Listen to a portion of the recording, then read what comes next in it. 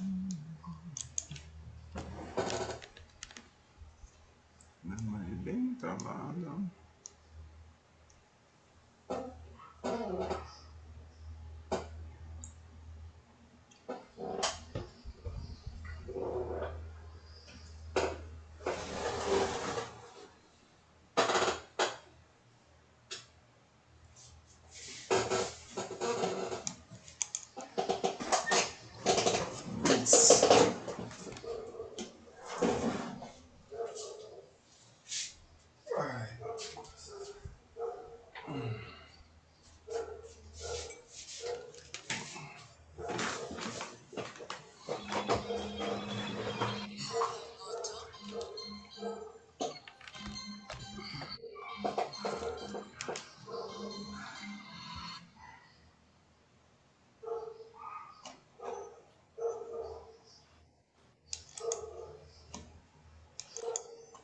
Opa, Boa tarde, amigo. boa tarde, boa tarde. Tudo Como é que bem? está? Tudo bem? Tô bem, graças a Deus. Ah, que Bem, bom. na minha cidadezinha aqui, ó. Essas coisas eu vou querer saber bem detalhadamente. Quem é você? De que mundo você veio? Tenho muitas curiosidades e muitas perguntas para te fazer. E também me coloco à disposição para o que você achar, tiver curiosidade de saber ou qualquer novidade que eu possa colaborar nas suas, no seu entendimento, para que a gente possa vir aí desenvolver um trabalho bem bacana, bem que traga, né, retorno para mim, traga retorno para você, traga retorno para todos nós. Então, eu vou fazer o seguinte, irmão. Eu tava Hum, pensando assim, ó, se você concordar com essa dinâmica. Eu vou fazer para você uma apresentação do que eu estou envolvido, tá? entendi, E entendi. daí depois que eu fizer a minha, daí você faz a sua e depois a gente vê aonde que essas duas se encontram, Tá bom, no que dá para juntar esses dois pensamentos. tá. Eu vou fazer um. Vai bater a porta. Bateu. Eu vou fazer. Você tá me vendo bem e ouvindo bem? Tô te vendo bem, ouvindo muito bem. Só vou Tá? pedir para. Vai chegar um momento que minha esposa e meus filhos vão chegar, vão pedir para eu abrir o portão. Então, naquele momento eu vou sair para abrir o Tá. portão para eles. Tranquilo, tranquilo. Então, meu nome é Luiz Antônio. Eu tenho 67 anos. Sou natural da cidade de São Paulo, aqui na capital de São Paulo. Hoje eu estou morando no interior. E sou aposentado. E durante a minha vida toda eu sempre tive envolvido aí com causas, e desde causas políticas partidárias até causas voltadas à nossa etnia, à nossa afrocentricidade, à nossa afrodescendência, ao problema racial no Brasil, né, ao problema do racismo no Brasil. Sou palestrante, contador de história, já fiz várias atividades aí ligados a ações e movimentos sociais. Aí, o que aconteceu? É uma coisa bem datada, ela tem data. Chegou em maio de 2019. Até então, eu estava já aposentado, que eu me aposentei em 2015, daí mudei para o interior. Agora eu moro em Registro. É uma cidade que fica a 187 quilômetros de São Paulo. Fica entre São Paulo e Curitiba, aqui, Uhum. Paraná, sul, na região sul do Brasil. Então, daí quando eu me aposentei, o que eu resolvi? Eu falei assim, o seguinte, ó, assim que eu me aposentar, ou eu vou para a praia, ou eu vou morar no interior, que eu queria sair de São Paulo, porque São Paulo é um inferno, né? Não sei se você conhece, mas São Paulo é terrível demais, é loucura total. Quando eu me aposentei, falei, não, agora eu vou, né, vou procurar. Daí, coincidentemente, a gente acha que é coincidência, né? Mas a gente, é outra história aí, né? A gente acha que é coincidência as coisas, mas não são, né? E daí o que aconteceu? Eu vim parar nessa cidade aqui de Registro, que fica no Vale do Ribeira. E aonde que está o problema que essa cidade me apresentou? É uma cidade tipicamente de colonização japonesa. Aqui é tudo já, parece que você está no Japão aqui, rapaz. Aqui é nome de rua, nome de escola, nome de praça, nome de prédio, é tudo japonês aqui. É tudo da colônia nipônica, né? E daí o que aconteceu? Eu não vim para cá com esse objetivo, mas quando eu cheguei aqui eu me senti tão estranho aqui que me reacendeu todo aquele furor que eu pensei que eu ia ficar na rede dormindo o dia inteiro. Mas eu cheguei aqui e falei, não dá para comprar. Parece que eu estou em outro país, caramba, eu estou dentro do Brasil, né? Não tem sentido a gente estar numa cidade que é toda japonesa. Daí eu fui procurar com outras pessoas, né, afrodescendentes, para como é que era a comunidade aqui, né? Como é que vocês se comportam? Não, aqui é assim, sempre foi assim. Falei, pá, mas sempre foi assim, alguma coisa está errada, né? Eu acho que nós estamos no Brasil ou estamos no Japão? Parece que a gente está no Japão, né? Então, eu comecei a ficar meio, vamos dizer assim, comecei a ficar nervoso. Comecei a ficar nervoso com o negócio, daí comecei a agitar, daí fui atrás de um, atrás de outro e, infelizmente, a comunidade afro-brasileira aqui é totalmente absorvida pela colônia japonesa. Então eles são totalmente inertes, não reagem. Você vai falar para eles, mas vamos tomar uma atitude? Não, aqui é assim mesmo, aqui é assim mesmo. Daí chegou uma hora que eu falei, não dá, né? Daí comecei a montar um coletivo aqui com uma meia dúzia de pessoas, de afrodescendentes, mas eles até que tentaram fazer alguma coisa. Talvez entre a massa toda eles são os que estão um pouquinho menos absorvidos pela colonização japonesa, pelo domínio japonês, mas também não conseguimos andar além disso, porque você pega uma comunidade que não é pequena, que tem quase 60 mil pessoas, não dá para você contornar com 6 pessoas, né? Não dá para você mobilizar e fazer sempre os mesmos 6 correndo atrás, não dá, né? Ainda mais tendo um critério de voluntariado, de boa vontade, daí as pessoas começam a dispersar e foi isso que aconteceu. Daí eu peguei e dei uma parada nesse movimento, né? Daí eu parei com esse negócio. E daí o que aconteceu? Daí eu continuei fazendo palestras, como sempre fiz, palestras em escolas, tal, falando sobre racismo, falando sobre as leis de abolição, a diáspora, dia da consciência negra, falar sobre zumbi, aquelas coisas que, não sei se você tem conhecimento como é que funciona aqui no Brasil, mas nas épocas de datas, nessas datas eles lembram da gente, né? Só lembram da gente nessas datas, né? Só para comemorar. Passou isso aí, volta tudo ao normal. Daí o que aconteceu? Chegou uma hora que eu falei assim, não vou fazer mais palestra não. Eu vou parar com esses negócios aí, vou ficar na minha, vou ficar sossegado. Daí o que aconteceu? No dia 3 de maio de 2019, por isso que eu falei para você que é datado o processo. 3 de maio de 2019, eu dormi tranquilo, estava dormindo, né, de manhã, estava dormindo, acordei assim, sem nada, sem nenhuma preocupação, nada que me desse, falar assim, pô, foi por causa disso, não foi. Simplesmente eu acordei com uma ideia assim, com a leitura que eu fiz da mão, não me pergunte por quê, tá? Eu falei assim, nós vivemos no país mais racista do mundo, tá? Com a mão apontando assim. Nós vivemos no país mais racista do mundo, um país que nos maltrata, que não nos respeita, que nos diferencia. Só que tem uma questão, tem 3 dedos apontando para mim, perguntando o que nós estamos fazendo por nós. Tá? Então estamos dando toda uma energia num dedo só, sendo que tem 3 apontando para a gente, perguntando, e o que vocês estão fazendo por vocês? Né? Então naquele momento eu li assim, tá, o Brasil, e o que eu estou fazendo por mim? Eu li dessa forma, mas daí eu falei assim, poxa, daí eu comecei a pensar nessa questão, né? Essa metáfora da mão assim, marcou na minha cabeça, logo quando eu acordei, falei, caramba, nós somos mais de 100 milhões de afro-brasileiros, né, no Brasil, é a maior colônia, vamos dizer se pode chamar, é a maior colônia afrodescendente fora da África. Tá? E se você pegar esse montante e colocar dentro do continente africano, só a Nigéria tem uma população maior que a nossa. Em lugar nenhum do mundo tem a quantidade que nós temos. Mais de 100 milhões de afrodescendentes, somos 56% da população brasileira. Se você colocar na escala de populações dos países do mundo, nós estaríamos correspondentes ao 12º país do mundo.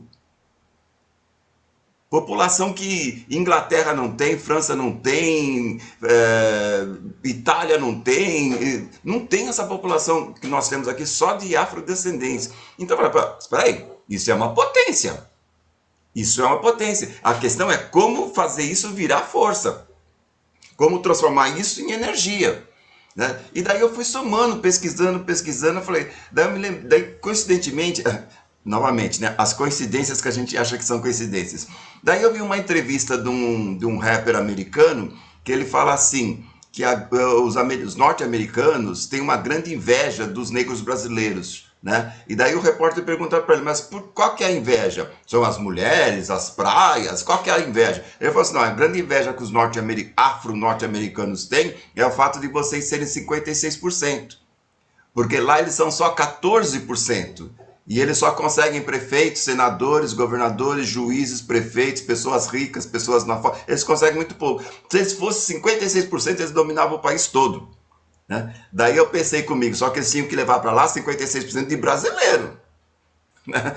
É diferente, né? Talvez o que vocês fazem lá com 14%, com 56% que se trocasse, vocês não fariam, porque aqui nós somos totalmente dominados.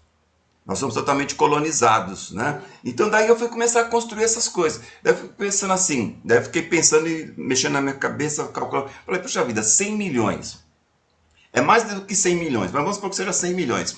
Se cada um doar R$ 1 e a gente montar uma organização, a gente vai ter uma arrecadação mensal de 100 milhões por mês. 100 milhões entrando no caixa todo mês. Se a gente levar isso para R$ 5, nós vamos ter 500 milhões entrando de caixa todo mês. Cara, isso não é pouco dinheiro. Isso não é pouco. Isso é muito dinheiro. E daí você começa a pensar em todas as outras etnias, os japoneses, italianos, alemães, portugueses, russos, judeus, todos eles eles fecham em organizações. Todos eles são fechados em organizações. Você não vê passeata de japonês, você não vê passeata de judeu pedindo Bolsa Família, você não vê passeata de italiano, você não vê passeata de português. O único povo que faz passeata aqui dentro é o afro-brasileiro, para pedir as coisas, né? Então eu falo assim, puxa vida, você pega a colônia japonesa, eles têm 50 milhões, vai? Tem 50 milhões, que é metade do que o nosso, talvez, acho que nem isso, acho que até menos. Não tem nenhuma etnia aqui dentro do Brasil que tem o número que nós somos, nós afrodescendentes. Então alguma coisa está errada. Alguma coisa está errada. Não faz sentido. Faz sentido. Como é que as outras. Você fala assim, daí você vai falar com algumas pessoas e fala, mas é que quando eles vieram para cá, eles receberam terra. Não, isso é justificativa. A gente não pode ficar usando essa justificativa o tempo todo.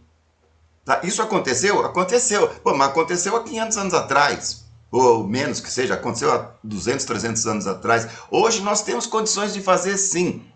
Só que ao invés de fazermos, a gente fica repetindo essas mesmas justificativas, né? Racismo estrutural, racismo institucional, matou jovem no shopping, matou jovem no cinema, é o racismo aqui, e a gente pergunta assim, tanto é que eu lancei um livro, vê se você consegue ler o nome desse livro. O que estamos fazendo por nós, sim. Isso, eu lancei esse livro aqui. O que nós estamos fazendo por nós, além de reclamar? Que a gente só reclama. Então o problema que eu quero, que eu acabei chegando, daí fui conversar com umas pessoas, comecei a conversar com um, com o outro, o pessoal falou, pô, não é que é verdade, cara? Com essa quantidade que nós somos aqui, se nós montarmos uma organização, a gente não precisa pedir nada para ninguém. A gente não precisa nem participar de edital. É só montar uma organização com associados direitinho, administrativamente correto, fazer um negócio com transparência e a gente se organizar. A gente constrói de hospital, a gente constrói escola, constrói universidade, constrói cemitério, constrói empresa, shopping. A gente constrói o que a gente quiser. É só se organizar. E aí comecei a conversar com as pessoas começaram a concordar comigo. Não, de fato, é isso mesmo. É possível. Isso nós estamos falando a R$ 1. Se você levar para R$ 5 por mês, R$ 10 por mês, R$ 20 por mês, a arrecadação fica uma coisa bem expressiva, né? Que nos possibilita criar muita coisa. Então foi dentro desse contexto que eu criei uma organização chamada Conebras, né? Que é a Confederação dos Negros do Brasil. Baseado nessa ideia, reunir forças para construir, sem pedir nada para ninguém e sem usar de justificativas. Então, dentro da Conebras, tem normas do tipo, na Conebras nós não falamos de racismo, nós não falamos de crimes, nós não falamos de assalto, nós não falamos de extermínio, esses assuntos não. Não é que eles não precisam ser falados, só que tem 500 movimentos falando disso. Então eu não ia criar uma organização a mais para falar a mesma coisa. Então você quer falar sobre isso, meu irmão? Eu te incluo em 500 grupos de WhatsApp que falam sobre isso daí. Carta de repúdio, fazer passeata porque a Bolsa Família veio menos, tinha que vir, ao invés de 250, tinha que vir 255. É humilhante. É humilhante. Então, não, na Corebrás a gente não vai partir por essas linhas, tá? Não vamos condenar quem está. Quer ficar fazendo? Tudo bem. Todas as frentes são válidas, todas as lutas são válidas. Tá? Só que a Conebras, o foco que nós optamos é o seguinte: construir 5.000 creches. Da creche Conebras até a Universidade Conebras. E a partir daí é o que eu chamo que nós vamos ter efeitos colaterais. A hora que a gente começar a criar desde o berço as crianças com uma mentalidade onde ela vai compreender que a sua descendência não começou na escravidão, que a sua descendência é inicial da humanidade há milhões e milhões de anos atrás, e com impérios riquíssimos, com riqueza, cultura, que tudo que existe hoje, se você tirar a África da história, não vai existir. Então é outra construção moral, outra construção de consciência que nós queremos fazer, mas a partir do berço. Começar lá no berço. Daí vai ter os efeitos colaterais que eu digo, né? Você vai chegar nas famílias, você vai chegar nos jovens já mais adolescentes, você vai, a partir daí, o nosso jovem, eu vejo assim, as nossas crianças, nós não vamos educá-las e depois perguntar assim para ela, o que você quer trabalhar em qual empresa quando crescer? A pergunta não vai ser essa. A pergunta vai ser, qual a empresa que você vai ter? É outra pergunta. Né? Então é isso que nós queremos. Então é o que eu chamo de efeitos colaterais. Quando essas crianças começarem no berço, chegaram lá para os seus 16, 17, 18 anos, eles não estão aprendendo como é que se trabalha no escritório, eles estão pensando qual a empresa que eles vão abrir. E aí, isso vai gerar uma nova sociedade. Né? E por consequência vai interferir na sociedade geral. É inevitável isso. Já tem alguns contatos já que eu já consegui. Essa ideia da Conebras já está em Angola, Luanda, Paris, Berlim, Los Angeles. Já está assim. Do mesmo jeito que eu estou conversando com você, eu já conversei com pessoas assim, sabe? Desses lugares. Então a ideia da Conebras já está muito longe. No sentido de territorial, já está bem longe. Mas ainda estamos fechados. Se você falar assim para mim, como é que eu faço para me associar à Conebras? Eu falo, ainda não. Ainda não. Porque a gente ainda está se organizando internamente. E a organização interna passa pela necessidade que eu fiquei sabendo da sua existência. Nós que estamos dentro da Conebras, nós também somos vítimas da construção social do Brasil. Então, simplesmente, a gente tem um estalo a mais. A gente tem uma luta a mais, ou uma missão a mais, mas nós também sofremos do mesmo mal. Do complexo de inferioridade, do racismo, de entrar num mercado ou de entrar num restaurante, você sabe que as pessoas estão te olhando. Tá? Então, a gente tem que fazer um trabalho para que nós, internamente, nos depuramos, sabe? Depurar, assim, sabe? Nos libertemos disso. Porque da mesma forma que eu tenho consciência que as nossas crianças vão aprender lá desde os milhões de anos atrás, eu também aprendi a partir da escravidão.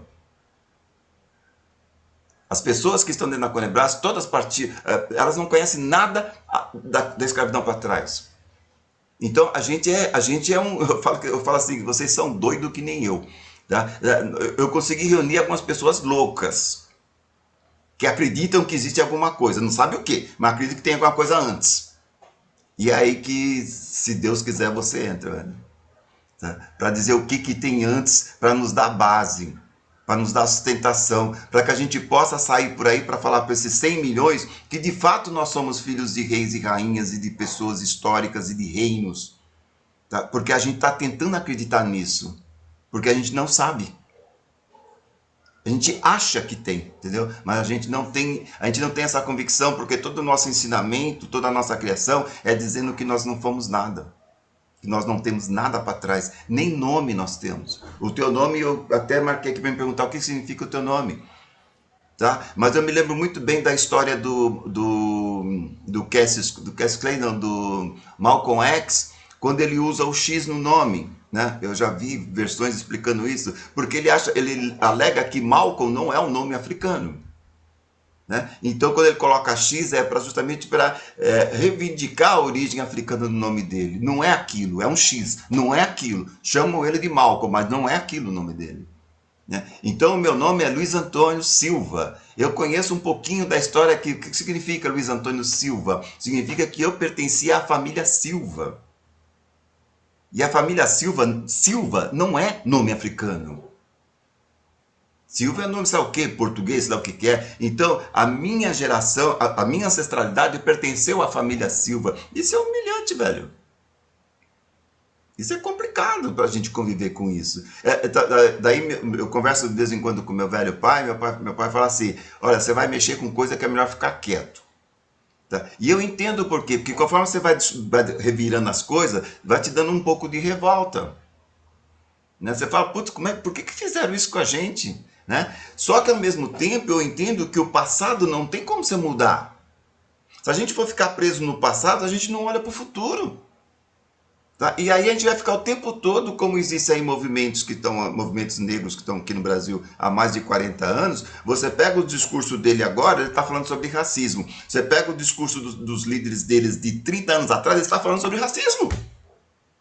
Falando sobre a mesma coisa.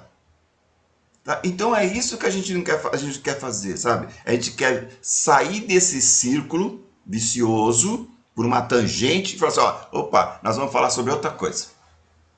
Nós vamos construir o futuro, a gente quer saber do passado, mas não para ficar preso no passado. A gente quer olhar para frente. Né? E a gente tem potencial para isso. Então, resumidamente, é isso que a gente está fazendo, com muita luta, todos voluntariados. Hoje nós temos com cerca de 60 voluntários dentro da Conebras. Difícil trabalhar com voluntário, não sei se você tem alguma experiência assim, tá? Porque é um turnover muito alto. Né? O pessoal fica, sai, entra outro, chega outro, tem que começar de novo, não tem continuidade. Mas a gente tem um fundamento dentro da Conebras que é o seguinte, por nós termos um movimento, ou estarmos criando uma missão, inclusive eu falo isso, que a Conebras não é movimento, a Conebras é uma missão. Tá? Quem entra é missão que vai pegar, é missão, não é movimento. Então eu falo assim, que quando a gente pega a Conebras para fazer, é melhor você não... Você tem que ter duas coisas em sua mente. Se você tem orgulho, se você tem brio, tá? É melhor você não saber da Conebras. Deixa eu só abrir o portão para esse povo Tá. rapidinho, você permite? Ok.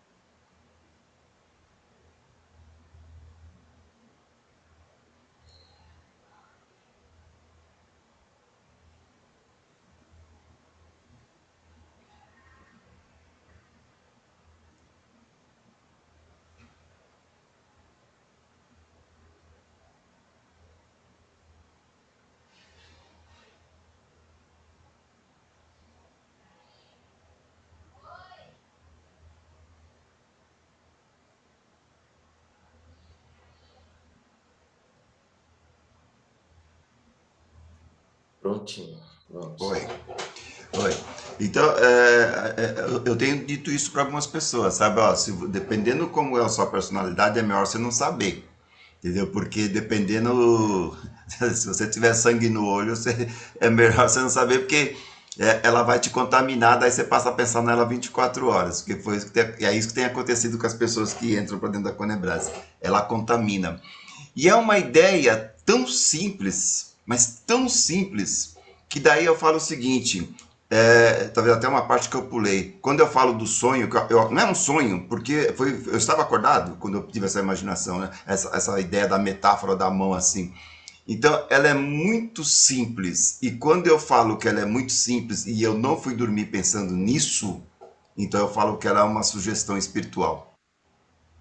Tá? Ela foi uma sugestão espiritual. E pela própria simplicidade tem tudo a ver com as características espirituais. Que são simples. São muito simples. Nós que complicamos, mas as ideias que vêm da espiritualidade são extremamente simples. E o tamanho desse projeto, que já chega de um tamanho gigante desse tamanho, ela só pode ter vindo mesmo da ancestralidade. porque é um projeto muito grande. A Conebras chegou grande, chegou assim, ó, puf, chegou muito grande. E a gente tem que construir esse projeto a longo prazo, sem pressa. Eu falo que é uma corrida de bastão. Até onde a gente conseguir levar, ótimo. Os outros têm que continuar a partir dali. Né? É uma corrida, nós temos 500 anos para reverter, só aqui no Brasil.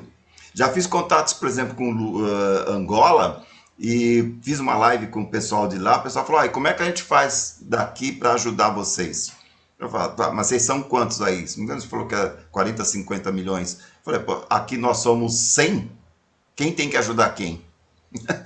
Faz sentido, né?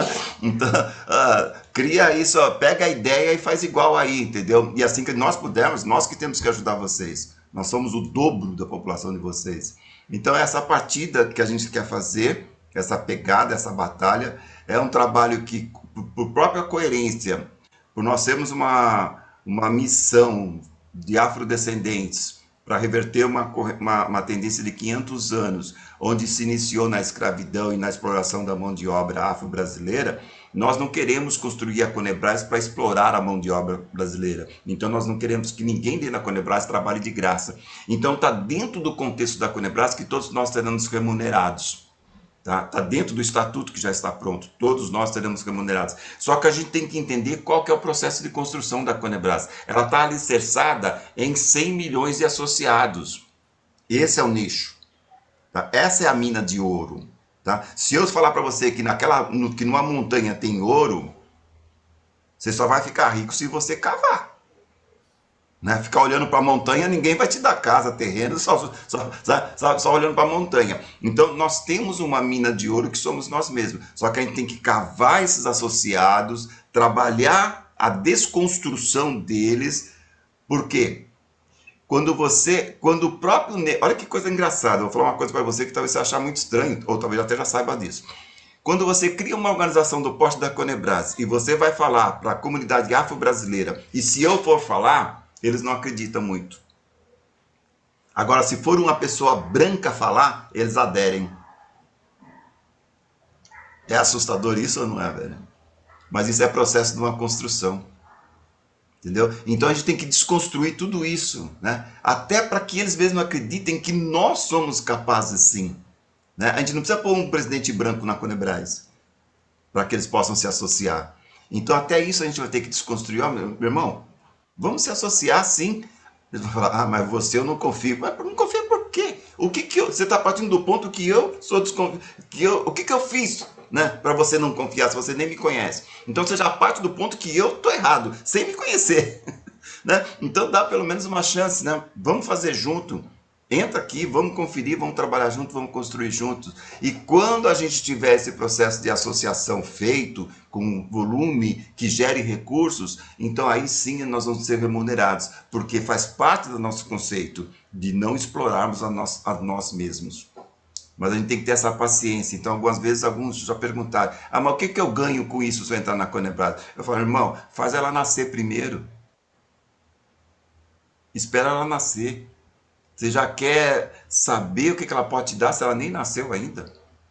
Né? Então se associe, faça ela nascer, acompanhe o crescimento dela, eduque ela, lapide, né? Acerta. Ela vai chegar a um ponto que ela vai te dar a contrapartida, ela vai te dar retorno. Mas ajude ela a crescer primeiro. Então, meu irmão, é essa a loucura que eu estou envolvido, com muito prazer, 24 horas pensando na Conebras. Para mim é uma missão, e todos nós que estamos dentro da Conebras hoje, eu falo, é missão. Temos mais de 60 voluntários dentro da Conebras, mas não foge muito de outros movimentos. Todas as reuniões que nós fazemos são sempre as mesmas 10, 15 pessoas. Eu procuro falar para eles, não critique ninguém, porque nós somos vítimas de um processo. Nem todo mundo consegue se libertar disso. A maioria das pessoas prefere continuar pedindo e esperando a Bolsa Família, esperando a assistência do governo, do que falar assim, vamos bancar a Conebras e virar para nós? Quem sabe daqui a um tempo a gente tem a nossa própria financeira, nosso próprio banco, nosso próprio hotel, nossa rede, nossa empresa de avião, nossa empresa... Marcus Garvey, você deve saber disso, que você é um professor. Marcus Garvey, em 1920, teve navios em 1920. É uma vergonha nós pensarmos que a comunidade afro-brasileira não tem uma frota de táxi para dizer que é dela.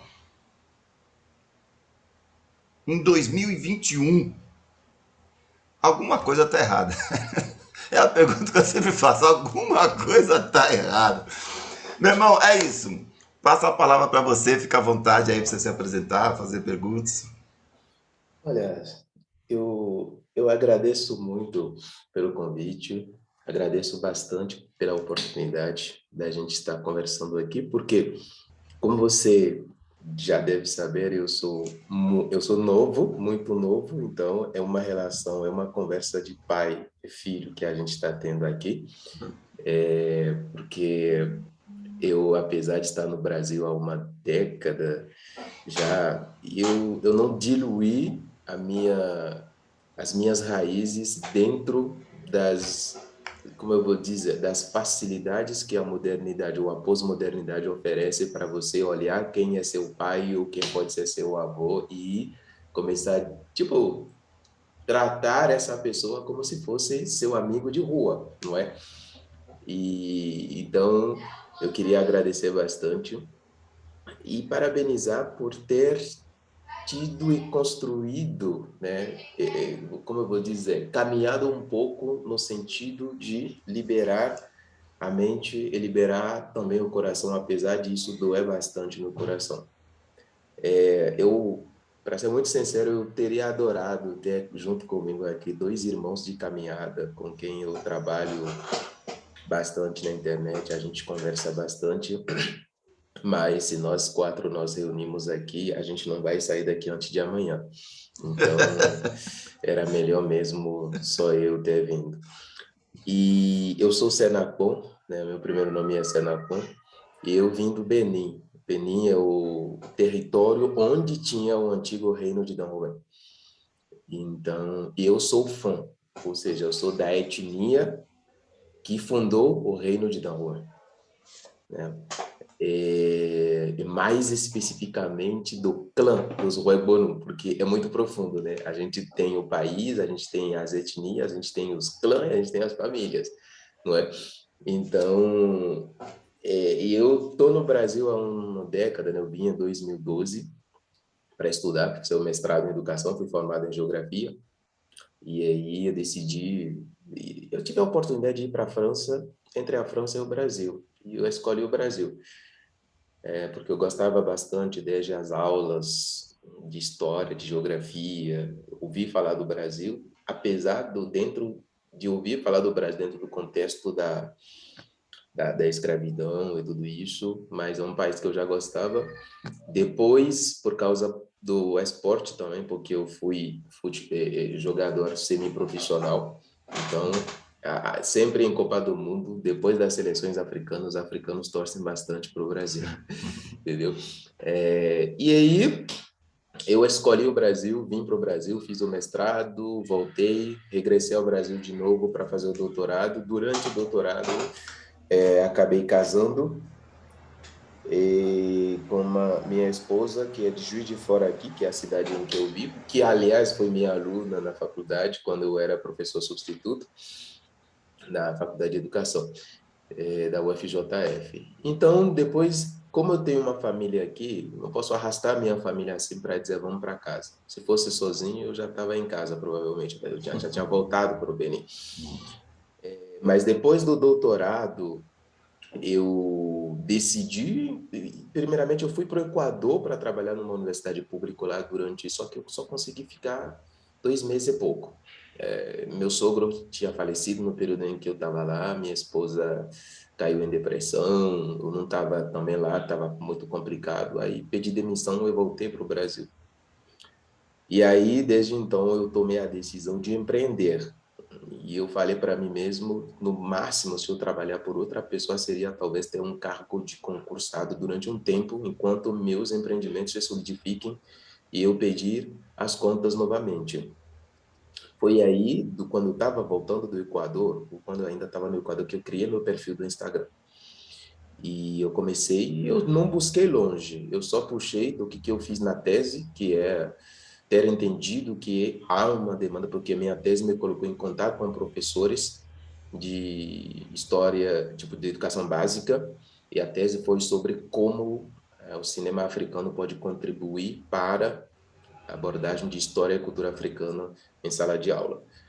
E aí foi nesse momento que eu enxerguei um pouco das dores de professores de ter acesso a conteúdo que não seja estereotipado, conteúdo que seja atualizado. Por quê? Porque a história do continente africano já foi ou está sendo reescrita a grande passo, a passos largos pelos próprios africanos, entende? E queira os europeus ou os não, está sendo reescrito.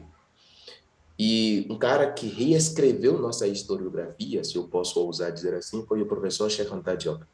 Uhum. O professor Cheikh Anta Diop reescreveu, literalmente, não apenas a história africana, mas ele mostrou para a Europa que a história africana é a história da humanidade, que nós somos os únicos povos que podem contar a história de todos os povos que existem na Terra, sem medo, porque todos partiram de lá em um determinado momento.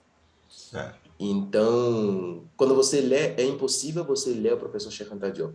É impossível você saber de forma profunda a história africana e se resumir à escravidão ou achar que, cara, você não tem outra possibilidade. Então, foi assim que antes de começar a produzir conteúdo no Instagram, eu fui lá buscar um pouco o que as pessoas já estavam fazendo. Deixa eu ver um pouco o que tem aqui. Eu prometo para você, eu revirei Instagram muito, busquei bastante, e todos os perfis, na maior parte do tempo, falava no máximo de racismo estrutural, só isso. Aí eu falei, cara, inclusive foi por isso que até hoje eu tenho dificuldade em fazer parceria com perfis de pessoas negras brasileiras para a gente fazer live no meu perfil ou para eu ir lá no perfil da pessoa. E às vezes pode soar como arrogância da minha parte, mas não é, porque nosso discurso não se encontra. Não se encontra. O diálogo, ele é muito conflituoso. Por quê? Porque eles me pedem uma postura que eu não posso adotar, né? Quando você estuda profundamente a história africana, você entende que foram nossos ancestrais que ensinaram para os outros povos como é viver e o que é amor. Então, não foi porque dentro de uma margem de 300 mil anos de história, a gente chegou a ocupar uma posição de objeto que quando a gente começa a pensar em se levantar, em se reerguer, a gente tem que adotar uma posição que coloque as outras pessoas na posição que a gente ocupou. Por quê? Porque a ancestralidade nos diz que a ancestralidade não é só sobre o passado e sobre as dores do passado, é sobre a geração que está por vir. Então, é sobre o passado, sobre o presente e sobre o futuro. Então, se eu fizer a mesma coisa que eles fizeram comigo, com eles, logicamente, os filhos deles, a descendência deles vai querer vingar. Porque o sangue europeu é muito vingador, ou vingativo, como você diz. Vai querer vingar. E justamente isso que orientou Nelson Mandela na África do Sul, para que quando os negros tomaram o poder, não repetiram o que os africanos os fizeram com eles. Entenderam? Entendeu? Então, quando eu entendi isso, eu percebi o seguinte: quanto mais eu repetir que eu tenho que viver eu contra a outra pessoa, eu estou criando e atualizando a outra pessoa dentro de mim o tempo todo. Eu não me liberto dessa pessoa. Então, a questão é, eu estou vigilante, tipo, eu estou ligado ao racismo. Eu estou ligado para que, se eu cair, eu passar por episódio racista, que eu possa reagir. Que eu não possa dizer, olha, não é isso. Eu não, tipo, educar meus filhos sobre isso. Mas, por outro lado, eu tenho que entender que o meu objetivo é que o sujeito racista deixe de se tornar racista. Como é que eu quero que esse sujeito deixe de se tornar racista se eu não parto do pressuposto que ele pode deixar de ser racista?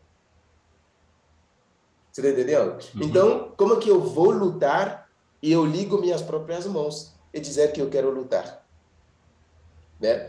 Se uma mãe tem 10 filhos, ele sabe que alguns dos filhos deles, alguns são desonestas, roubam. matam. Essa mãe, por incrível que pareça, dói, ela acredita que os filhos dela podem mudar. E ela reza, ela faz tudo o que ela precisa fazer, acreditando que, poxa, que meu filho pode mudar. Por quê? Porque ela tem essa primeira confiança, né? Então, quando eu descobrir isso, que as pessoas meio que estão querendo alguma coisa e ser o contrário ao mesmo tempo, eu falei, cara, tá difícil. Tá muito difícil. Por quê? Primeiro, a maioria das pessoas tem, isso eu reconheço, a consciência negra, ela tá aí. Uma coisa que a militância negra brasileira conseguiu ao longo desse tempo todo é trabalhar que as pessoas cada vez mais desenvolvessem consciência negra. Só que as pessoas estão desenvolvendo consciência negra sem consciência africana. E quando você desenvolve a consciência africana, é impossível.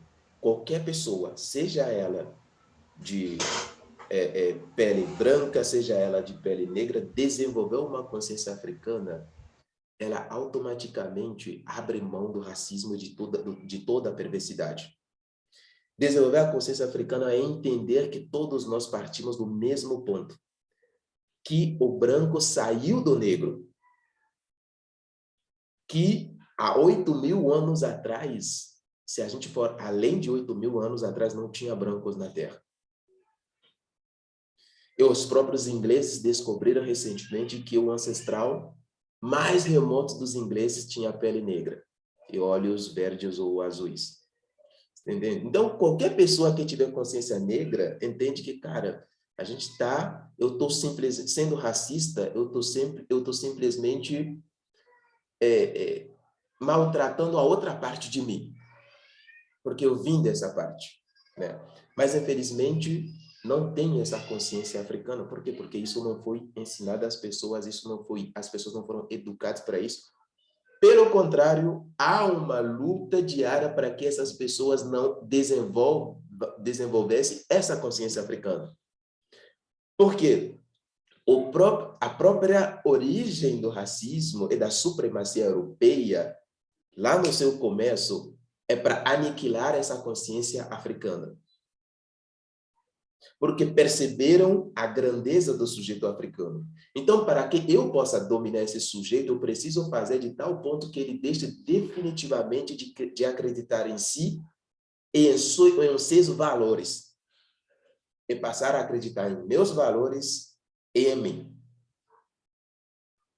Então, quando a coisa está polarizada assim, fica complicado. Então, quando a gente começou, eu comecei a trabalhar na internet, ver mais dois irmãos meus trabalhando, a gente percebeu o quê? Que as pessoas quisessem que a gente ficasse no clã nós contra ele. A gente falou, não, gente, não é isso. Não é nós contra ele. É nossa liberdade, é nosso reencontro de consciência. Mas não é a custo de divisão. Porque tem outra geração que vai chegar. E a gente define as nossas ações do presente sempre pensando nas gerações futuras. Então, o nosso posicionamento, o meu posicionamento hoje é, cara, eu não tenho dentro do meu coração mágoa contra as pessoas.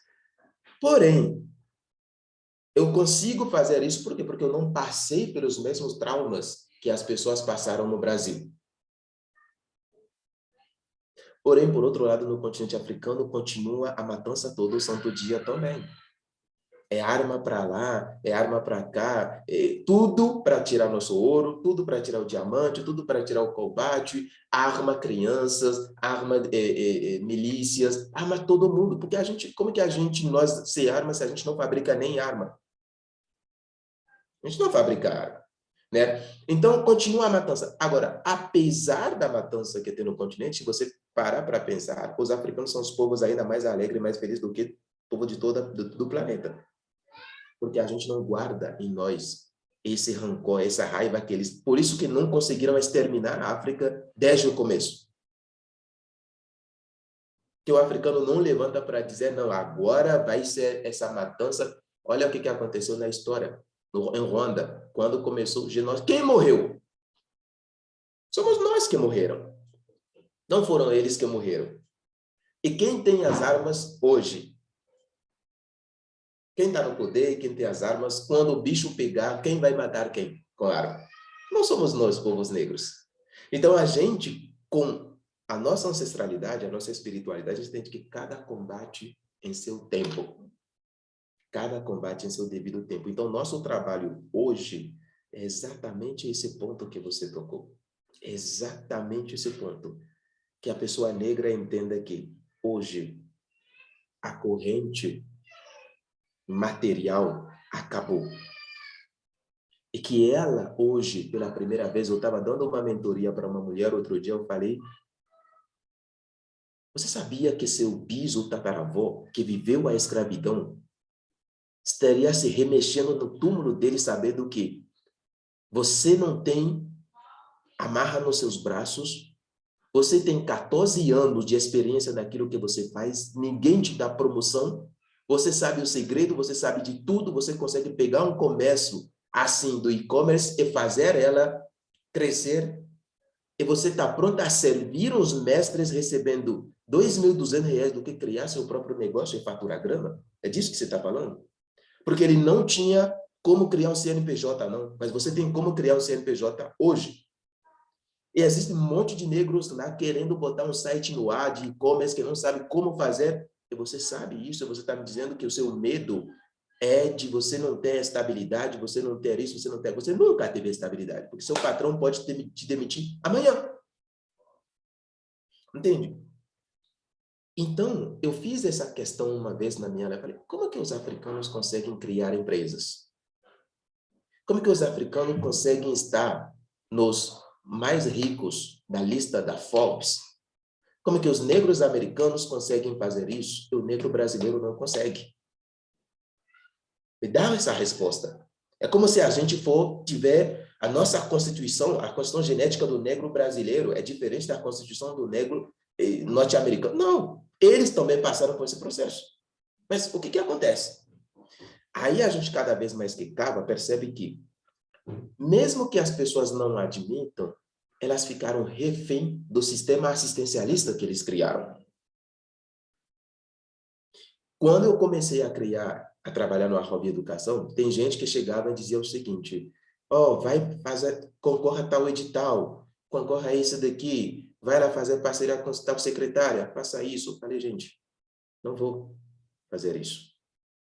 Eu não quero saber de nada que é de secretaria nenhum, nem de nenhum governo, para daqui a pouco, eles, quando verem que começou a crescer e a incomodar, cortar, é só cortar o financiamento que acabou o projeto. Então, eu não quero isso. Eu sei como empreender. Você tem que fazer live todo dia. Eu falei, gente, é vocês que não entendem o sistema em que a gente está. Facebook é uma empresa. Facebook fatura bilhões por meio de anúncio. Então, para eu atingir a pessoa que eu quero, eu só preciso pagar dinheiro para Facebook. Ele é dono do Instagram, ele é dono do Facebook, ele vai entregar minha mensagem para quem eu quiser, seja eu negro ou branco. E você vê os anúncios das pessoas brancas e compra, e você acha que você mesmo não consegue fazer a mesma coisa. Então, vai estudar como que você faz isso. Então, eu fui estudar como que você faz isso. E quando eu estudei, eu comecei a entender que, olha, cara, é isso, eu tenho essa mensagem para levar, paga Facebook, você está pagando 20 por dia, ele vai entregar para pessoas dentro da escala que você está pagando. Você está pagando 50 por dia, ele vai escrever. E eu sei que o conteúdo é bom. Então, eu vou pagar para entregar. Se aquele quer que eu pague para entregar, então eu vou pagar ele para entregar. Eu não vou ficar refém do algoritmo, passando dor de cabeça, adoecendo minha mente, meu coração. Não. Então, hoje, para resumir um pouco, o que eu entendi? Eu entendi que, e quando você pegar a nossa história, a nossa ancestralidade, você percebe o seguinte, mas isso, a pessoa tem que se aprofundar muito para entender isso e para acreditar nisso. Que é o seguinte, os nossos ancestrais que conseguiram segmentar os ciclos de funcionamento do universo e do tempo. Eles entenderam que nós temos eras que acontecem. E já estudaram e perceberam que, dependendo da era em que a gente estiver, você percebe que certos eventos acontecem. Eles pensam, cada era tem 2.100 anos. E nós temos, além das eras, nós temos a precessão dos equinócios, que dura 26 mil anos por aí. Por exemplo, o Saara, que a gente vê e acha que é o deserto, o Saara não foi sempre deserto, não. O Saara mudou durante 26 mil anos. Quer dizer que vai voltar a florescer. Entende? Ou seja, quando você pega a era em que o povo negro caiu sobre a dominação do povo branco, foi na era do peixe. E na era do peixe, os nossos ancestrais já tinham previsto isso, que nós passaríamos por isso. Era claro na nossa ancestralidade. Eles previam isso. Na nossa mitologia egípcia, estava aí. Quando o peixe pega o sexo do Osíris, tipo, o irmão dele o mata e o esquarteja. E aí, a mulher Ísis encontra todas as partes antes do nascer do sol, mas o sexo foi encontrado onde? Dentro do peixe que engoliu. É um tipo de peixe que eu não conheço, eu não me lembro do nome. A leitura que os nossos pesquisadores fizeram disso é que nossos ancestrais sabiam que a nossa parte, porque o sexo, tirando do aspecto físico, é a força e a virilidade, a força, que nós perderíamos nossa força na história. Porém, na era do verso, as injustiças das eras anteriores não são mais toleradas. E a gente entrou na era do verso.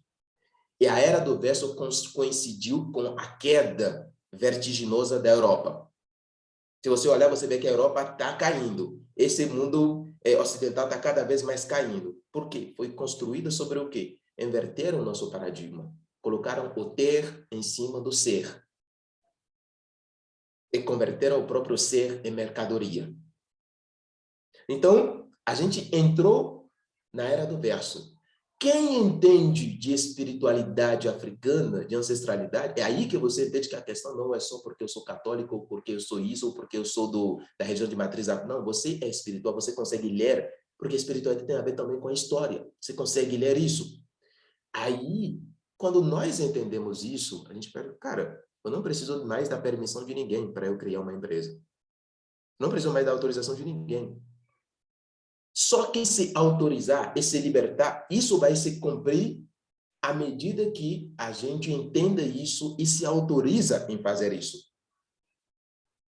Eu vi uma entrevista do nosso presidente no Benin, quando ele foi reeleito. E aí, os jornalistas da França foram lá para fazer uma entrevista com ele. Os maiores, 2 jornalistas que todo mundo que fazem o trabalho sujo da França no continente africano. Eles estavam entrevistando. Perguntaram para ele, olha, que os Estados Unidos, Joe Biden, sei lá como que ele se chama, está de olho no Benin, porque parece que tem intenção e tal. O presidente simplesmente falou que os Estados Unidos cuidem da vida deles. Eu não tenho medo de ninguém. Que se chama Joe Biden ou de não sei o que, eles não têm lição para dar para a gente aqui. E eles começaram a suar. Eles não entenderam como que ele fala isso. Ele falou, na maior tranquilidade e na maior simplicidade do mundo, ele respondeu isso. Ele falou, não, o Joe Biden não tem que vigiar o Benin. O Benin não é dele, que ele vigia os americanos. Simples assim.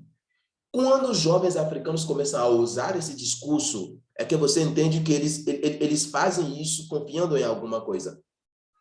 Pela primeira vez na história, o Franco CFA, a França, está pensando em como mexer no Franco CFA, porque está todo mundo dizendo que vamos mudar de moeda, porque a gente não aguentamos mais essa exploração econômica. Então, em cada canto do continente africano está pipocando nova geração. E a Europa está cada vez mais caindo, por isso que a gente está cada vez mais trabalhando com a China, porque a China já é a primeira potência. E a questão é que os chineses e os africanos não têm um passado colonial. A China não colonizou a África. Os japoneses não colonizaram a África. Os russos não colonizaram a África. Então, não tem essa memória de dor entre nós. Por isso que a gente fala, não, a gente sabe que no jogo global, eles têm o jogo deles. Mas vamos sair da mão de quem está nunca querendo que a gente prospere. E depois a gente vê o que a gente faz com esses daí. Vamos saber qual é a deles também. Tá entendendo? Então, é um jogo estratégico. Aí você vem para o Brasil. E o que acontece? Eu estava anotando aqui quando você estava falando. Você vê duas coisas ou três coisas que literalmente, destrói a ascensão do povo negro no Brasil. A primeira coisa, o desconhecimento da própria história. Limitar a história à escravidão. Porque isso destrói. Aí vamos para o segundo ponto. Isso cria dependências mentais, amarras mentais. Porque você não consegue enxergar que foram seus ancestrais que construíram, que não existe pirâmide em nenhum outro lugar do planeta a não ser na África. Você não consegue entender que são os homens negros quando eles estavam no poder, quando a África estava no poder. A humanidade nunca viu tantas guerras, nunca viu tantos conflitos, nunca viu tanta barbaridade que existe hoje por aí. A pessoa não consegue entender que enquanto a África estava no poder, os negros estavam no poder, a natureza nunca foi tão agredida, pelo contrário, sempre foi protegida, que a gente sabia que tínhamos o ouro e tudo, mas a gente não agredia a natureza para poder fazer essas coisas que eles estão fazendo hoje.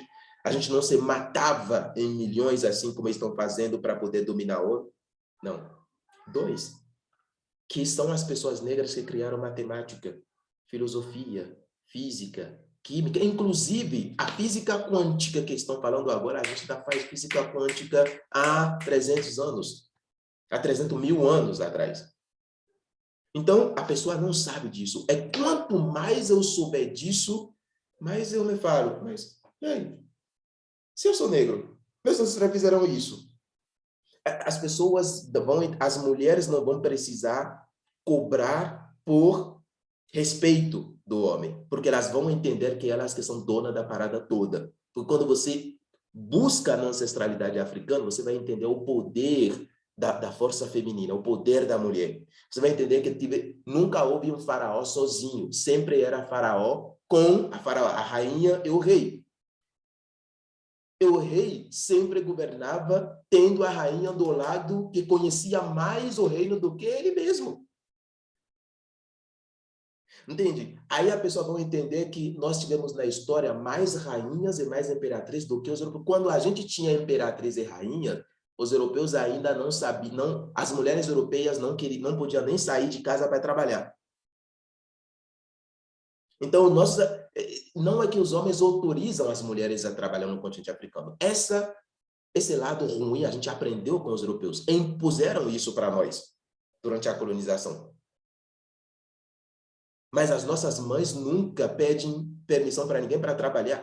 A economia do continente africano, quem movimenta realmente são as mulheres. Elas vão para Dubai para fazer compras, elas são comerciantes internacionais, elas têm negócios, elas têm prédios, elas têm carros, elas fecham navio inteiro de mercadoria no continente africano. E como que a mulher brasileira, que batalha, mas batalha para outra pessoa, não consegue fazer isso? A gente falou isso numa aula. Teve uma menina que falou, não, professor, eu não concordo que você... Porque o meu colega, o professor Elifio, ele falou, gente, mulheres brasileiras, você não pode me dizer isso. Você não pode me dizer que vocês precisam de bolsa, que vocês precisam disso, que vocês precisam daquilo. Não, vocês são descendentes de guerreiro, de empreendedor. Como que a euforia de muita gente foi comprada no Brasil pelas mulheres? Não foi porque alguém deu, foi empreendendo na rua, vendendo. E, inclusive, o sistema de bolão delas deu o quê? Caixa econômica. Quanto dinheiro de negros tem lá na Caixa Econômica? Quantos negros gerenciam essa caixa? Então, vocês não aprenderam nada. A preocupação deles não era matar para libertar. A preocupação deles era como se libertar. E eles entenderam que a liberdade financeira permitia que seres humanos possam se libertar. E que cultura possa ser liberta. Quem paga para os filmes? O dinheiro do branco. Então, como que você quer ter no filme ou na novela negro em posição de destaque? É simples. Nos Estados Unidos, se os negros chegaram a esse ponto, é que começaram a bancar seus filmes. Por isso que eles chegaram a esse ponto. Se negro consegue chegar lá e tipo, pressionar senador para votar a lei, é que a grana dele está aí falando. Mas como que você não é dono da grana? Você gira trilhões na economia brasileira, mas você não é dono da grana. Por quê? Aí a gente vai, é mais uma coisa que entorpece a mente das pessoas. Enfiam na nossa cabeça, menos em história, e envia para a gente, os nossos professores são campeões em debater como que o capitalismo é perverso, como que o capitalismo é isso, como que... Mas eu estou vivendo no capitalismo, você não quer me ensinar como que eu faço para viver dentro do sistema, você me diz como que eu vou lutar contra um sistema que se reinventa o tempo todo. Não é assim que eu vou lutar. Primeiramente, eu vou me tornar autônomo no sistema. E depois eu vou ver o que eu vou fazer. Então, eu preciso aprender os mecanismos que eles estão usando para saber como que eu torno isso a meu favor, para parar de ser escravo dentro desse sistema, no tempo moderno. Então, a gente vê toda a história, toda a política, mas não essa história. O capitalismo não nasceu na Europa. Os nossos ancestrais egípcios eram capitalistas, mas era um capitalismo de Estado, de tal forma que um pequeno grupo não tome o poder do império como refém, não tome o império como refém. Então, tudo isso, a gente já tinha isso. As rotas comerciais no continente africano são maiores e numerosas do que em qualquer outro lugar do mundo. Então, a gente sabia fazer negócio. Então, isso está dentro da gente. É só despertar isso por meio de informações. E aí começa. E aí, qual é a terceira coisa que destrói? É que conseguiram fazer com que existem aquelas brigas, e aí que tem o grande desafio, o maior desafio do Conebras. O maior desafio não vai ser a educação, mas o maior desafio é conseguir fazer as pessoas sentir que eles precisam se unir em vez de começar a continuar criando divisões. Olha, já me taxaram de palmiteiro no meu perfil. Por quê? Porque minha esposa, ela é de pele branca, já me tá... Ai, mas você falou tudo isso, me casou com branca, né? Meu primeiro filho nasceu no continente africano, a mãe dele é negra. Tipo, mas falei, gente, desde quando você acha que eu olho para a cor da pele antes de casar com uma pessoa? Bom, eu entendo o contexto brasileiro, mas não acho que eu sou tão criança, ou eu sou tão... Minha mente ou meu coração é tão infantil para eu achar que quem tem que fazer a minha felicidade é a mulher branca. Não, é a mulher. Eu queria uma mulher do meu lado com os valores cujos valores casassem com os meus valores, encontrei nela, casei com ela. Ponto. Então, existe o clã de gente que acha que não, os outros são palmiteiros. Existe o clã das outras que acham, não, eu sou feminista. Existe o clã da outra que eu sou mulherista. Existe o clã do não sei o quê. Acabou. Acabou. Quando você vai, não, mas não consigo aprender, ou não quero aula dele, não quero nada dele, porque ele é isso. E as pessoas não sabem que em Haiti, eles precisaram unificar todo mundo no Haiti para fazer a luta que levou à independência do Haiti.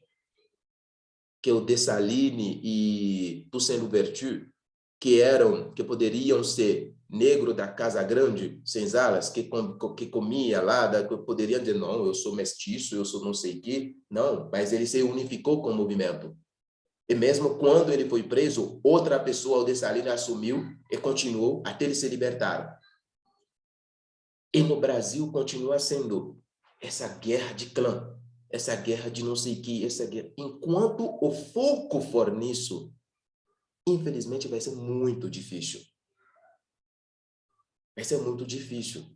A pessoa senta na minha frente e fala, cara, mas esquece um pouco isso. O que você gosta de fazer? Qual é o seu talento? É isso aqui. Porque hoje, apesar do seu trabalho que você tem lá, você não faz alguma coisa no paralelo para você ganhar uma renda a mais, para que daqui a pouco essa renda extra se torne a sua renda primária, para você largar de ser empregado lá. Nem todo mundo vai conseguir. Mas sabe a armadilha, seu Luiz? A armadilha é a seguinte: a consequência direta de a gente não ter o poder econômico é o quê? A gente paga isso todo santo dia quando um jovem negro é baleado na rua. Por quê? Porque o pai, a mãe, não estão em casa para acompanhar, para educar desde cedo. Eles estão lá trabalhando para os senhores. Então, eles ajudam os senhores a educar os próprios filhos, enquanto os deles tá solto lá na rua, à mercê dos traficantes, a tentação de pegar na maconha todo dia ou na cocaína todo dia. Finalmente, quem é baleado? O meu.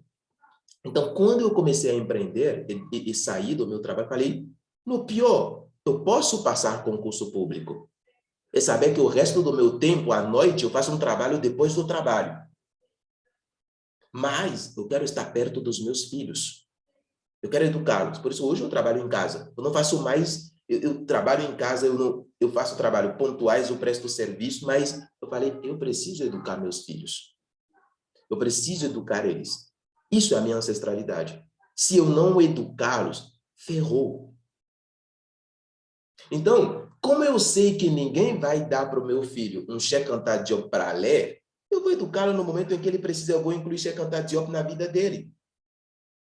Você está entendendo? Como eu sei que ninguém vai ensinar para o meu filho a tocar tambor, se eu não mostrar, meu pai tocava tambor. Então, se a gente for no continente africano, ele vai aprender a tocar tambor com meu pai, com meus irmãos. Eu falo com eles a minha língua nativa, para eles começarem a captar algumas palavras à mente. Então, se eu não tiver presente, como que eu vou fazer isso? Então, as pessoas estão jogando com a estratégia errada.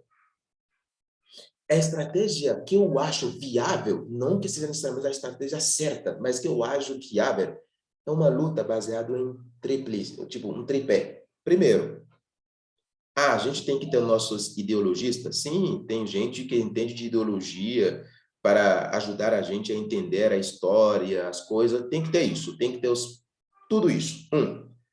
Dois, tem que ter os políticos. As pessoas que vão... Nem todo mundo... Eu aqui, odeio ficar falando de política de... Por quê? É a mesma turma. Na hora de se acertar entre si e pegar cada um sua fatia, eu descobri isso quando a presidenta Dilma sofreu o impeachment. Pela não sei o que da minha família, pelo não sei o que... Não foi pelo Brasil. Não foi pelas pessoas que precisam, foi pela minha... Então, o ego que estava falando. Então, e quando eu falo pela minha família, é que eu estou dizendo pelo meu bolso. Então, isso aconteceu, eu vi isso. E no Benin também, quando você pega a classe política, eles muito se entendem. Ah, você vai pegar X milhões, outro vai pegar X, outro vai pegar X. Eles se entendem entre si. Eles se entendem. Agora, mas não é por isso que vamos deixar de ter os nossos políticos, porque alguém precisa defender os interesses do povo negro lá. E essa pessoa tem que ser financiada como? Pelos empresários negros. Então, é esse tripé que faz a coisa.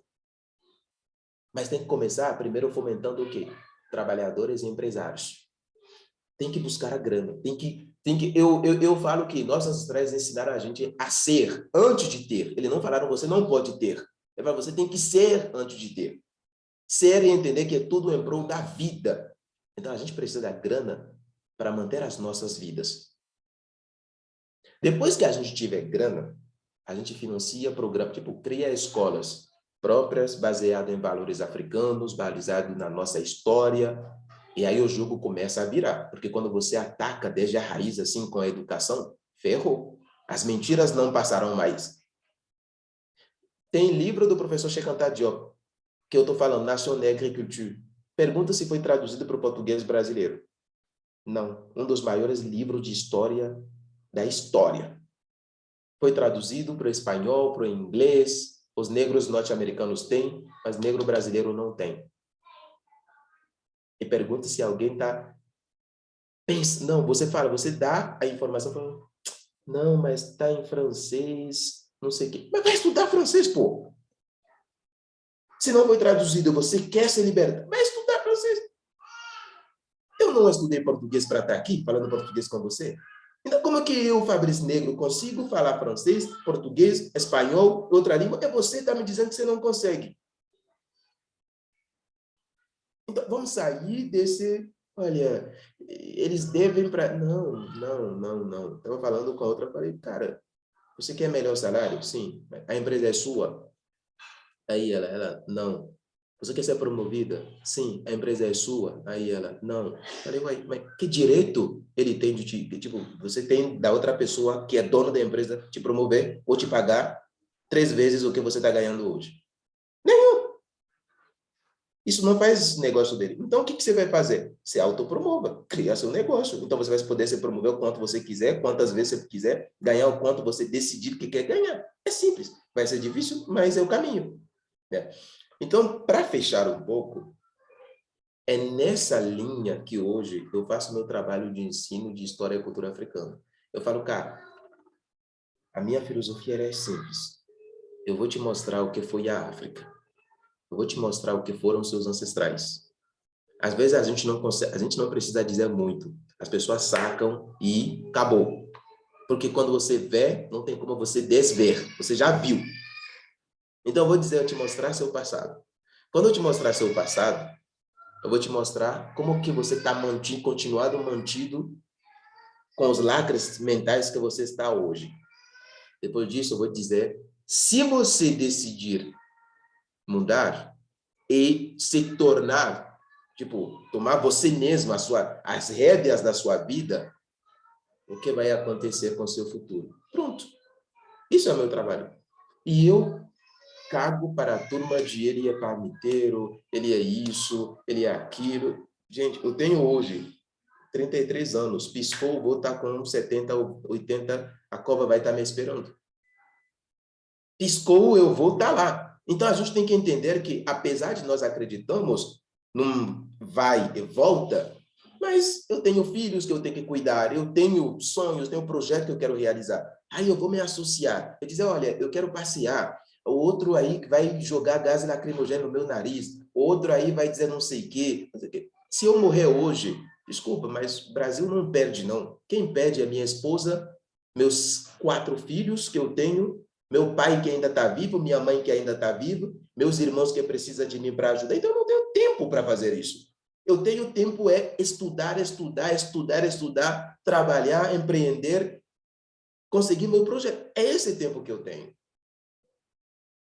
Né? Então, eu sei que eu não apenas me apresentei, mas eu fiz um apanhado de como que eu me posiciono nas coisas que eu faço aqui, como que eu cheguei lá, qual é a leitura que eu faço, eu fiz do contexto brasileiro, né? E a partir dessa leitura eu faço o trabalho que eu faço hoje. Foi justamente por isso que a moça, agora eu não me lembro do nome dela, que fez contato entre nós, A Cláudia. a Cláudia. A Cláudia participou de um evento nosso, né? Semana das Línguas dos Contos e Provérbios Africanos. E a gente, geralmente, as pessoas vêm e falam, vai ter certificado, vai ter certificado. No primeiro dia do evento eu falo, não vai ter certificado. Você pode ir embora agora, não vai ter certificado. Não aqui, não estamos aqui num evento acadêmico. Estamos aqui num evento de dar e receber. Eu prometo, eu garanto que se você terminar esse evento, você nunca mais será a mesma pessoa. Mas eu não vou te dar certificado. E aí tem gente, você vê quando você fala isso, tem um monte de gente que sai, que sai, que sai, que sai, que sai. Mas aquelas pessoas que ficam até o fim, é um monte de depoimentos que a gente recebe. Um monte de depoimento, um monte de depoimento, um monte de depoimentos que a gente recebe. Nossa, eu nunca vi antes. E a gente só está na ponta do iceberg. Então, hoje o meu trabalho é, eu estou criando, e eu repito, sempre que eu tenho a oportunidade, eu repito isso, eu estou criando a maior e a melhor escola de história e cultura africana da América Latina. Isso eu tenho plena certeza disso.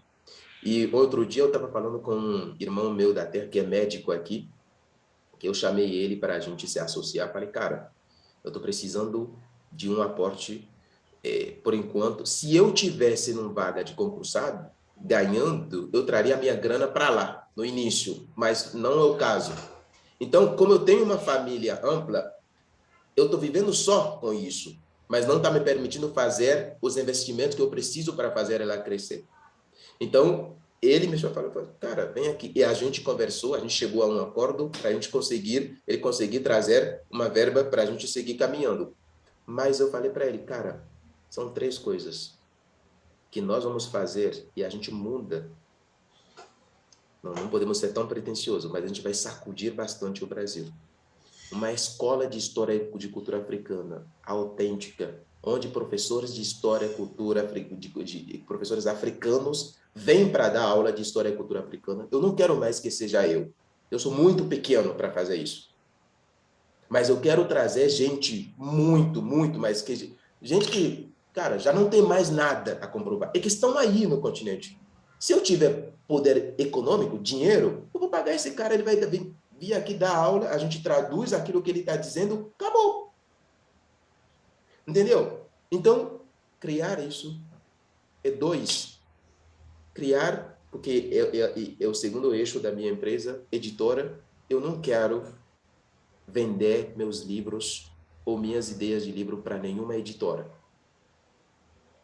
Eu paguei 1.600 para ter um capítulo num livro, agora há pouco tempo, e eles estão atrás, Fabrício, o que? Eu falei, gente, quer saber?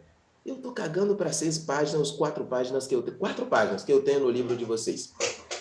Então, me largam. Isso não é essencial. Eu não sou do tipo de pessoa que vai ficar com 4 páginas no livro. Não, tem muitas coisas para fazer.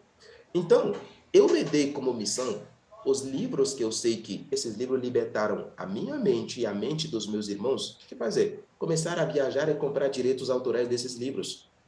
Porque quando a grana está na mesa, a editora quer fazer negócio. Então, cara, tá aqui.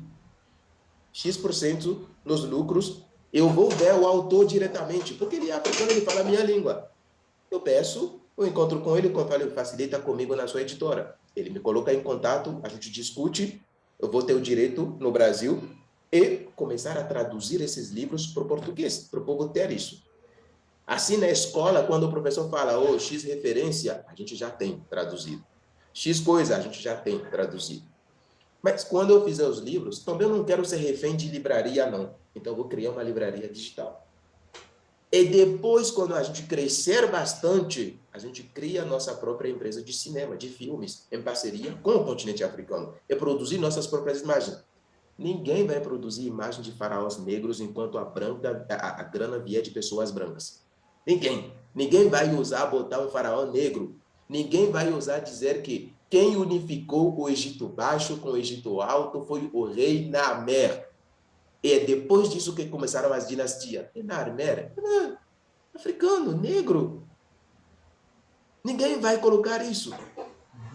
Mas a gente já conhece a história. A gente que tem que transformar isso em roteiro cinematográfico e começar a trabalhar. Cadê a grana para fazer isso? Eu não vou ter essa grana se eu continuar lá vendendo 12 horas do meu dia para um patrão, inclusive sábado, eu pouco que sobrar, eu passar com minha esposa e meus filhos que não serão educados. Não rola.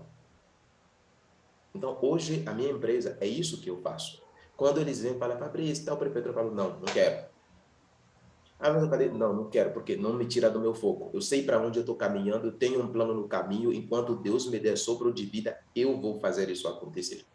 Ele mesmo vai colocar no meu caminho as pessoas do que eu preciso para fazer isso. Porque sempre é isso, quando você enxerga como missão, você vai ver que tem a pessoa que você precisa que vai chegar e vai cumprir a parte dela na missão.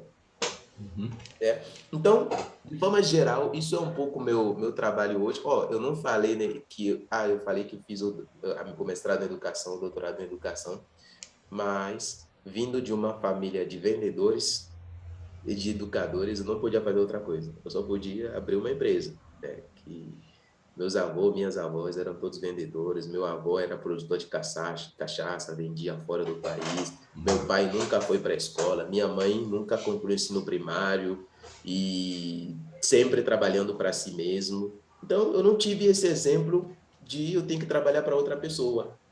Entendeu? Nunca tive esse exemplo. Também isso me ajuda bastante. Sim. Isso me ajuda bastante. Então, é isso, senhor Luiz. Permite, tá? Eu falo isso. Eu falo, senhor, não se Tá, aborrece. tranquilo, imagina. Se Fica à aborrece. vontade, fica à vontade. Não tem essas restrições, não. A questão é a gente saber como é que a gente pode unificar essas correntes, né, essa sua força com o projeto da Corebras, que eu também não falo que é projeto, é missão, com a missão Conebras, e poder fazer. Existem diferenças, eu acho que são naturais, as diferenças de postura.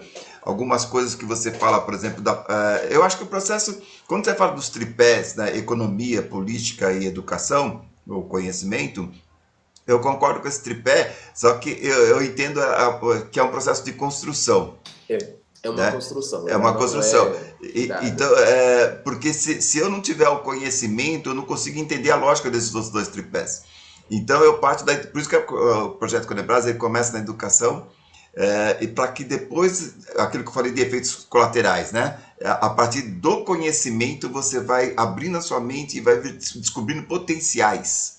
Né? Aí esses potenciais podem ser tanto econômicos quanto políticos. Né? E tem outros movimentos também que estão vindo aí. Né? Tem o Black Money, tem diversos outros movimentos que eu parto um pouco desse ponto. Nós temos que ter um foco. Né? Porque se eu for fazer a Conebras para atuar no campo econômico, político e conhecimento, eu acabo abrindo demais o leque, né? E eu perco o foco e eu corro o risco de desprender energias. E acredito que o número de que nós somos aqui é tão grande, né, que dá para dividir as frentes. Cada um ataca uma frente que é possível ser feita. Eu vou pedir o seguinte: ouvi toda a sua fala, você também ouviu a minha. Vamos marcar uma outra segunda conversa para a gente pensar como que a gente pode fazer essa conexão, pensar um pouco sobre isso. Você, pelo que eu entendi, você tem uma plataforma de AD, né? Você faz cursos, né?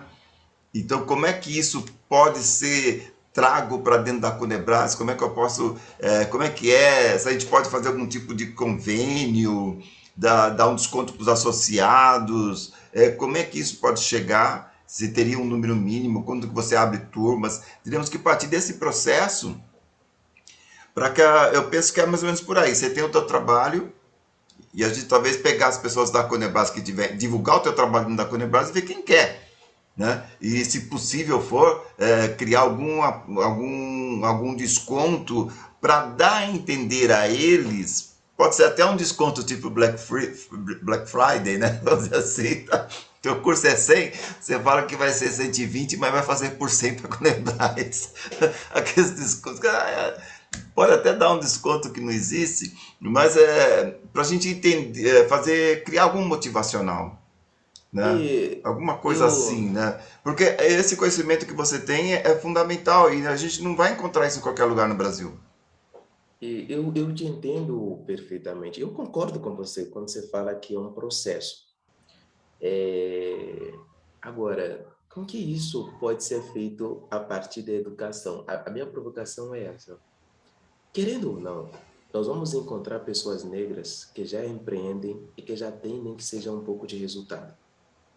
Por que que nossos jovens vão para drogas e para coisas que não prestam? Porque a gente não ensina a eles desde cedo a lei do dinheiro, como ganhar dinheiro, o que fazer. A gente não ensina para eles as oportunidades que existem. Então, como a gente não ensina, eles vão para o caminho mais curto e mais rápido com as promessas. Sim. Se a gente começar, por exemplo, a nossa educação, pensar ela de forma prática, além da história como base, a filosofia como base, a gente começar, olha, fulano de tal, você tem um negócio, você já quebrou, você já se reergueu, vem cá dar uma palestra para o povo aqui para Sim. mim. Uhum. Aí essa pessoa, vamos criar um curso de empreendedorismo, desde pré-criança, é verdade, criança tem que ser criança, a gente tem que ser criança, mas a partir da adolescência, assim, onde Sim. eles começam a ter essa vontade de ter grana, não sei o quê, como que a gente consegue incluir isso na formação deles? Sim. Não é? E assim por diante. Se eu ensinar para ele como ele vai ganhar grana de forma honesta e ganhar muito mais grana, ele para de pensar na grama automática de hoje, né? Então, é alguma coisa a se pensar. Hoje, meus filhos não vê mais trabalho como sair de casa. Quando eu saio de casa para dizer eu vou no meu escritório de fora, que é um espaço de coworking que eu tenho, eles começam a chorar. Não, papai, você tem que ficar um escritório de casa aqui para trabalhar. Quando eu crescer, eu vou ter um computador, papai, para eu trabalhar. Quando eu crescer... Então, a visão de trabalho dele já mudou. Só me vendo, eu não precisei falar. Foi só o exemplo, né? Então, é um pouco disso. Agora, A plataforma que eu tenho, hoje nós temos 60 e poucas aulas.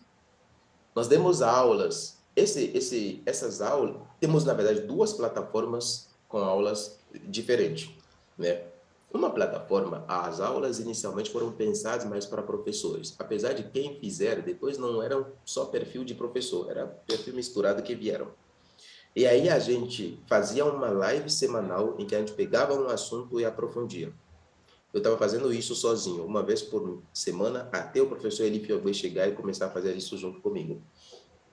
Então, essa plataforma, no início a gente tinha colocado um valor de 297. Depois a gente testou outros, 497 e tal. E depois que a gente chegou à aula 60 e pouco, e percebemos que os professores não tinham tempo para assistir às aulas, porque se tornam muitas aulas, né? Além das coisas que eles já faziam. Aí eu falei para o meu sócio, eu falei, cara, vamos dar uma pausa nas aulas ao vivo. Não adianta você ficar botando aula todo mês, enquanto o povo não está tendo nem tempo de assistir aquilo que você já deu e não está tendo nem tempo de comparecer suficientemente nas aulas. Então, a gente tem que buscar outro caminho. Aí eu falei para ele, vamos dar uma pausa e vamos melhorar aquilo que a gente já tem. Por quê? Porque a gente estava pensando também em fazer planos de aula para os professores e tal. Então, essa primeira é para professores. Ele está 297. Hoje eu voltei o preço para 297. Se é essa plataforma, obviamente a gente pode pensar num cupom exclusivo para o Nebraska. Entendeu? Isso é fato. Por outro lado, nós temos uma plataforma que é de tipo contos, provérbios, línguas africanas, mais 5 masterclass. E essas 5 masterclass foram masterclass de 3 horas a 4 horas. A gente se esforçou na última para ficar em 2 horas e pouco.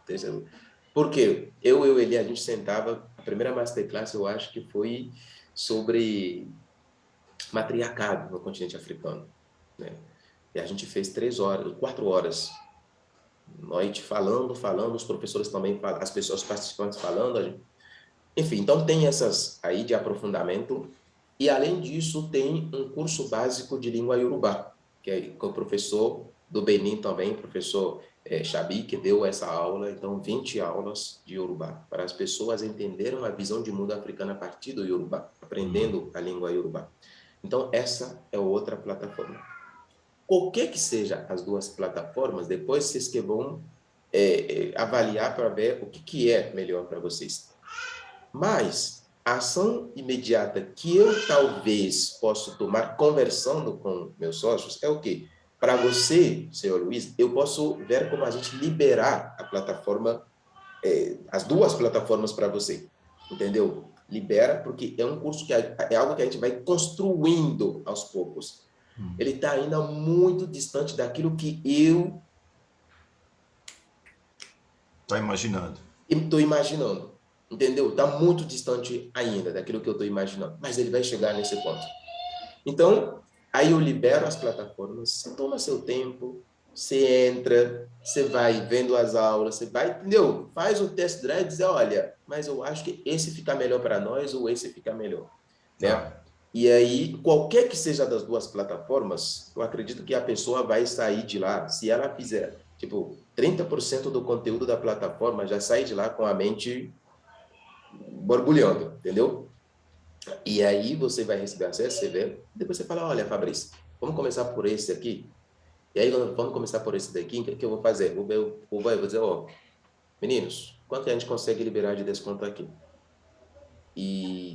E aí, além disso, se o povo aderir, eu, inclusive, me coloco à disposição de ver com os meninos. Tem dois aqui com quem eu me associo bastante e eu sei que a nossa linha de pensamento e de raciocínio se encontra, né?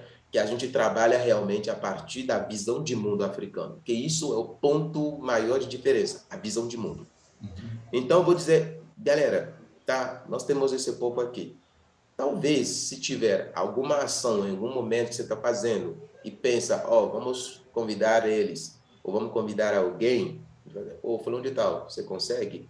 Vai falar, todos, tipo, a gente consegue, sei lá, para ele vir dar aula, talvez é R$ 200 que a gente consegue, é R$ 300 que a gente consegue, é R$ 100 que a gente... Ah, não conseguimos nada. Será que ele consegue? Eu vou conversar com o povo, Entendi. entendeu? Para a Entendi. gente ir colaborando assim. Porque a gente também tem interesse desse conteúdo estar à disposição das pessoas. Espalhar a semente, né? Espalhar a semente, né?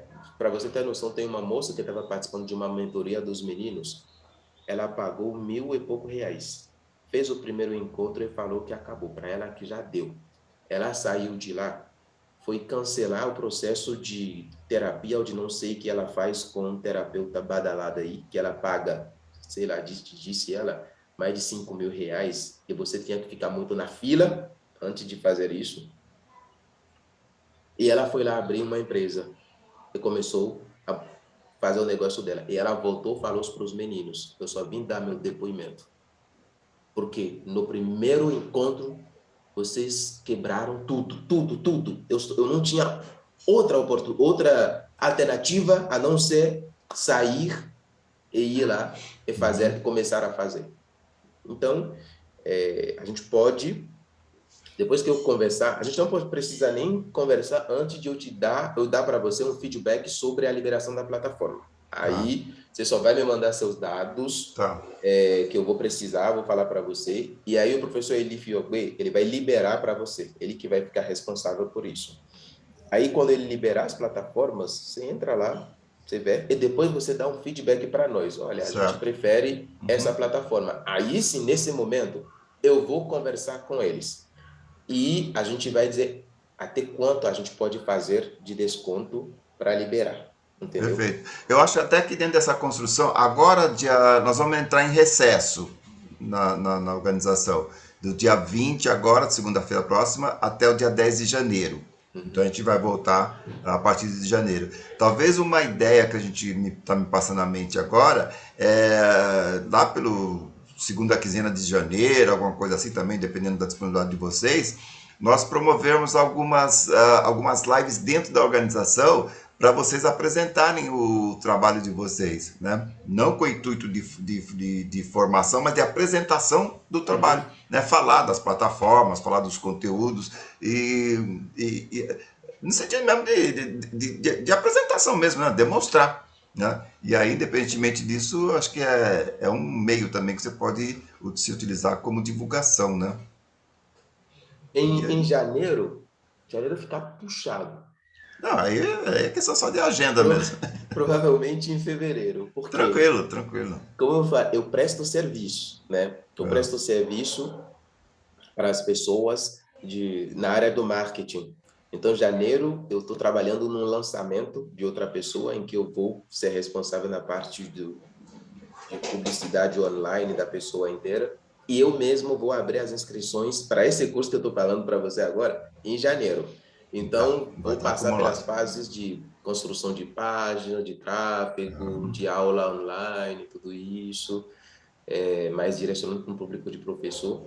Então, isso vai ser durante o mês de janeiro. Tá. Mas a gente vai se conversando, vamos conversando, e é assim que você. Uma coisa que a gente define o dia. A hora que a gente definir, ó, vai ser dia 30 de fevereiro. Pronto, definiu, tá definido. Né? E aí eu vou convidar os meninos também. Isso, daí a gente marca uma live com a galera maior, né? Tem 60, mas provavelmente aqueles 10, 13 de sempre comparecerão, né? E aí, de repente, a gente faz até um pacote aí, faz alguma coisa assim que possa trabalhar todo mundo junto para crescer e aprender juntos. A gente costuma dizer que não interessa quantas pessoas você alcançar. Quem entrar dentro é que essa pessoa tem que estar dentro naquele momento. Sim. E a pessoa vai até entrar e às vezes não vai aproveitar o que tem aí. Mas quem aproveitar é que essa pessoa precisava dessa mensagem. Era o momento dela, né? Era o momento dela.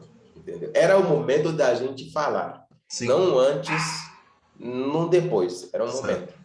Por isso, quando deixa eu te fazer uma exploração só de uma coisa que eu marquei. Sim. E aí eu vou precisar sair também, que eu tenho que buscar minha esposa no trabalho. Eu te perguntar uma coisa, depois se você tiver uma resposta, você me dá depois a resposta, manda no zap aí.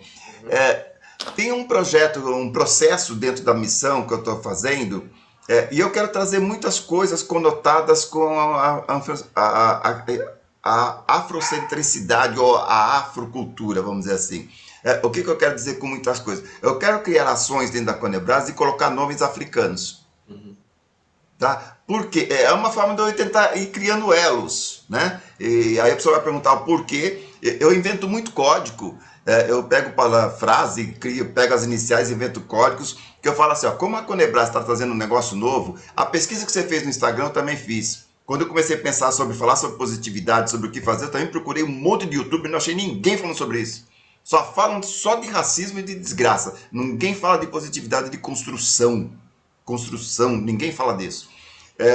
Então eu falei assim, ó, quando a gente está criando coisas novas, muita gente precisa dar nomes novos porque aquelas coisas não existem. Né? Você está criando uma coisa nova, não tem, né? Então você tem que criar um nome. Então o que eu faço? Eu crio um monte de sigla, o pessoal até tira um sarro comigo e fala, nossa, você tem que criar tanto assim, mas é uma forma de eu dizer. Por exemplo, assim, tem uma palavra que eu utilizo que chama Meriamevejo, né? Mas eu vou falar, você vai dar risada. Mas o que é Meriamevejo? São as iniciais de meus respeitos aos mais velhos e aos mestres e aos jovens que dominarão o mundo, né? Só vai até os jovens, que é me vejo, né? Velhos e jovens. Meriamevejo. Mas eu fico procurando palavras que tenham som parecido com palavras africanas, né? Então, Meriamevejo é uma palavra que é uma expressão que eu utilizo toda vez que eu vou fazer um discurso, uma palestra, para uma live com a organização, com alguma reunião. Eu falo assim, Meriamevejo, né? Então, meus respeitos aos mais velhos e aos mestres e aos jovens, né? Mas tem palavras que eu gostaria de ter sem eu precisar inventar, só que eu não conheço. Eu não conheço dialeto, não conheço nada, então eu não consigo achar, então eu invento algumas. E até nesse livro que eu escrevi, eu tenho lá o Dicionário Conebras, são as coisas que eu invento, as palavras que eu mesmo crio. Agora o que acontece? Ó, tem uma situação assim, ó, a Conebras vai depender, o lema da Conebras é Conebras reunindo forças. Tá? Porque se ela não reunir os 100 milhões, não gera recurso, ideia por ideia não vira nada, né? Se não tiver o recurso para materializar. Então, o alicerce da Conebras são os 100 milhões de afro-brasileiros. É eles que vão viabilizar, é eles que vão concretizar a partir de se tornar sócios, né? Com a contribuição mensal de R$1, de R$2 por mês, que seja. É isso que vai tornar a ideia concretizada. Caso contrário, vira só ideia e morre ali. O que acontece? Então, eu dividi em quatro ou cinco etapas. A primeira etapa está assim, os próprios membros da organização têm que se associar. É a primeira etapa. Eu queria dar nome para essas etapas. A segunda etapa é que cada associado interno traga 2 de fora para se associar, não para fazer parte da associação. Também pode, se a pessoa falar, não, eu quero participar, eu quero ser voluntário, tranquilo, tem espaço para muita coisa para ser feita. Mas a ideia é que traga mais 2 associados. A terceira etapa, nós vamos soltar uma vaquinha na internet, aí, uma vaquinha virtual. A quarta etapa é reuniões familiares. O que é essas reuniões familiares? Nós vamos fazer reunião nas casas das famílias, né? Porque a Conebras vai crescer, eu quero que a Conebras cresça com esse contexto familiar, com esse fundamento. A Conebras é família. E nós temos que reestruturar a família, que é o princípio de tudo.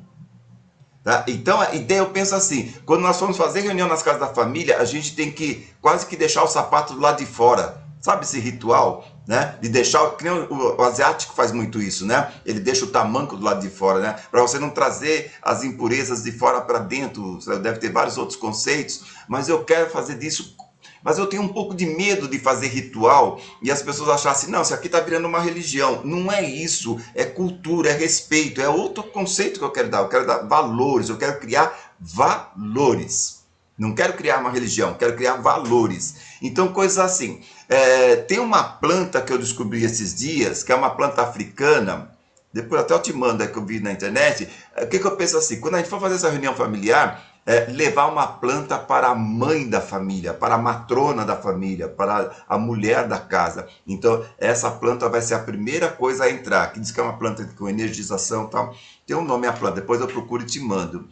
Agora, o que eu queria? Quando eu fui explicar para as pessoas da Conebras, essa ideia de fazer essa sequência das etapas, e que uma das etapas seria fazer a reunião familiar, para que eles entendessem, no Brasil, não sei se você conhece isso, ou já tomou conhecimento, tem um tipo de produto que eles vendem nas casas, que é para vender coisas de plástico, eles fazem reunião, as mulheres fazem reunião, e faz sorteio, Tupperware, Avon, perfume, tem várias empresas que fazem negócio de venda domiciliar.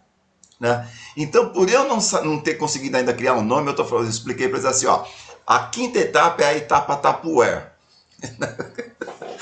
Então, o que é a etapa Tupperware? É levar a Conebras para dentro da família, fazer reuniões familiares, onde a família pode convidar seus vizinhos ali, afrodescendentes, e a gente explicar o projeto da Conebras, dali marca outra reunião, e vai pulverizando assim, né? A Conebras vai espalhando de família em família.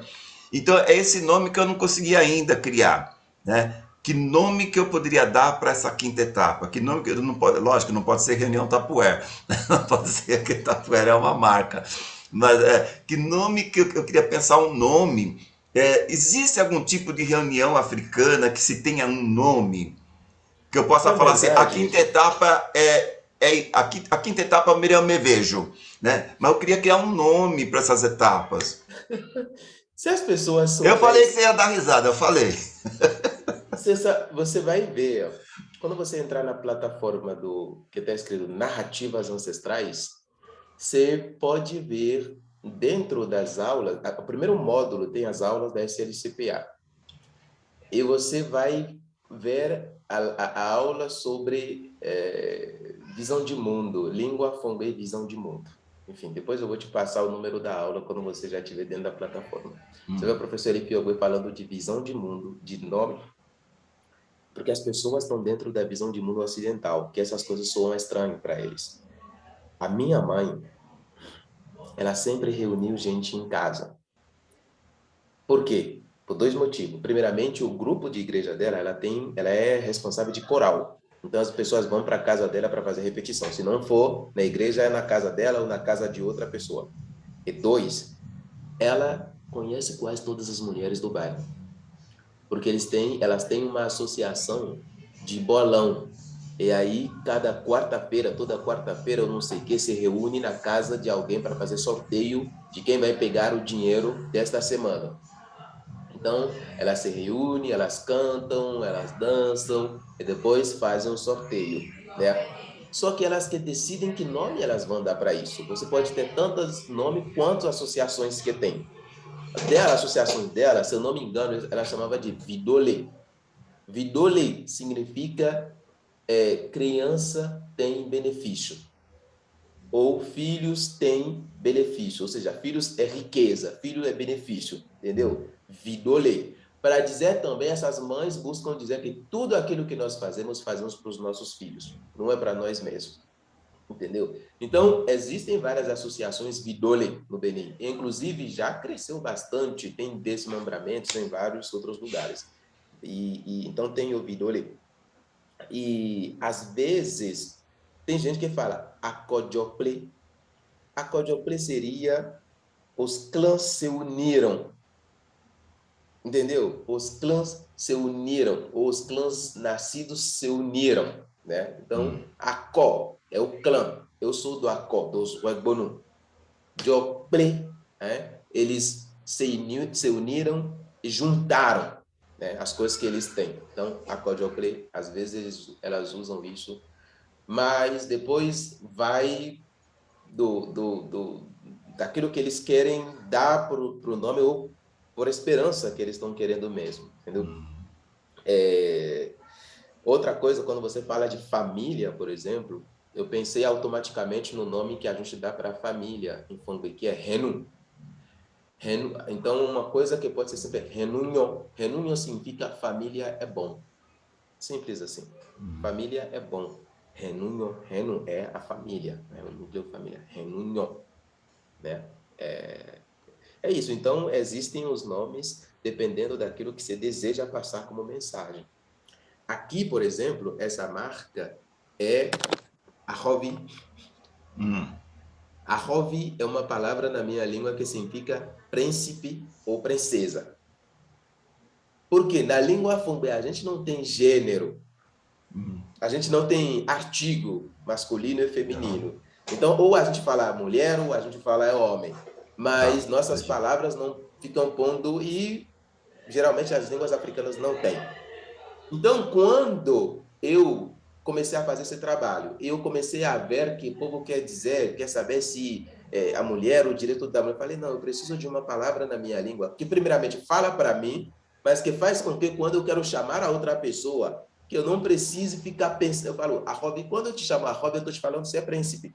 Quando eu chamo a outra pessoa a Rob, eu estou falando que ela é príncipe. Então, e aí tem toda a minha filosofia atrás do Arrobi. Essas duas são os principais signos da marca.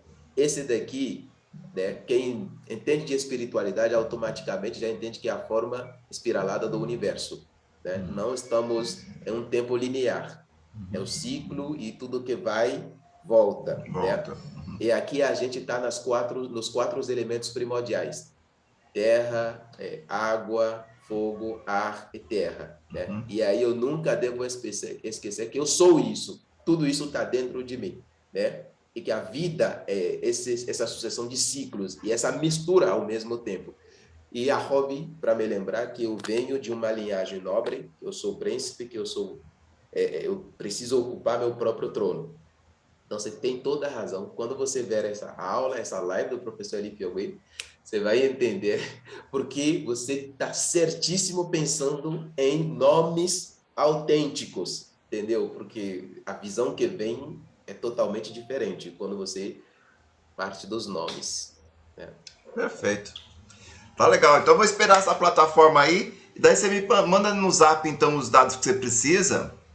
E dá para. E depois de fevereiro, lá para frente, você me dá um alô quando a gente pode agendar. Sempre vai ter tempo para isso. Uhum. Eu já vou mandar para você aqui o Tá. Vidole.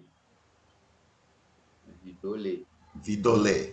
É, e manda a Vidole. tradução do que significa. A Vidole significa É, bota aí.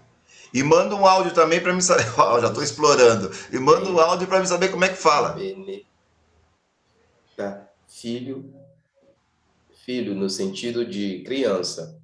Tá. Filho, filha é Vidolé. riqueza. Pronto, isso é o primeiro. O segundo o último que eu vou falar para você, renunho, renu, Renuma, renu, da família, né? renunho, renu,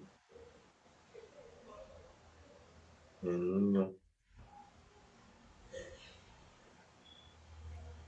família é muito boa. Pronto, renunho. É simples assim. Então, eu enviei esses dois para você. Você já pode ir Tá. pensando agora. Se vocês pensarem em outra mensagem que querem passar, a gente pode ir pensando, porque Construindo, né? a grande dificuldade é a correspondência uma a uma das palavras. Isso não tem, Tá. entendeu? Então, a Tem que gente passar o conceito, né? tem que pensar e elaborar isso. Tá ótimo. Meu irmão, muito obrigado pela sua paciência, parabéns pelo seu trabalho, pelo seu conhecimento, que é fruto de um trabalho, né? O conhecimento não cai do céu, né? Você que tem que ir buscar, né? Como você mesmo falou, se não tem o livro em francês, vai estudar francês, pô. Se não tem o livro, se ele está em francês, vai estudar francês, né? Não tem que ficar esperando usar isso como justificativa para não saber. Perfeita a sua colocação. E eu fico feliz em saber que você está com essa missão aqui dentro do Brasil e que se eu puder ajudar, no que eu puder ajudar, eu quero estar à disposição aí. Sou muito pouco em relação ao conhecimento. Aliás, eu não sei nada. Talvez eu possa dizer um pouco para você sobre o que está aqui no Brasil, mas eu não tenho nem formação intelectual, não tenho nem formação universitária, então eu acho que Ah, em nada eu para posso te com ajudar. isso, para com Verdade. isso. Olha, isso é a primeira coisa que a gente tem que desconstruir na mente dos nossos filhos. Você viu a pessoa do alto dos seus 67 anos, cara, é uma mina de diamante. Você só fica do lado, você fica ouvindo, ouvindo. Hoje eu li um texto do Abiolá, que é o nosso outro irmão, do Amado Ampateba, né, que é um sábio continente africano. Ele tem um livro chamado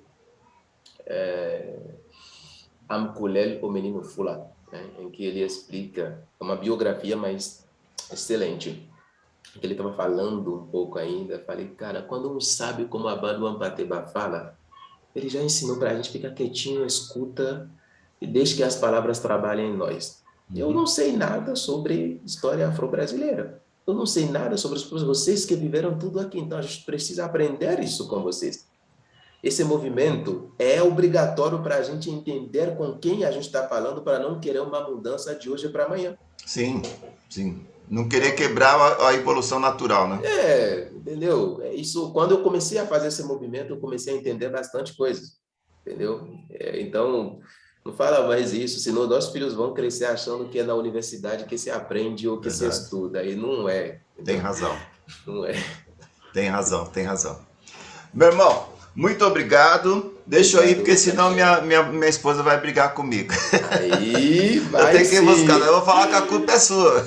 Fala, pode botar a culpa em mim, que ela não vai conseguir vir aqui. Não vai brigar com você mesmo, não tem jeito. Tá bom, obrigado, meu querido. Viu? Obrigado, viu? A gente vai se falando. Vamos. Tá, fica com Deus. Tchau, tchau. Tchau, tchau.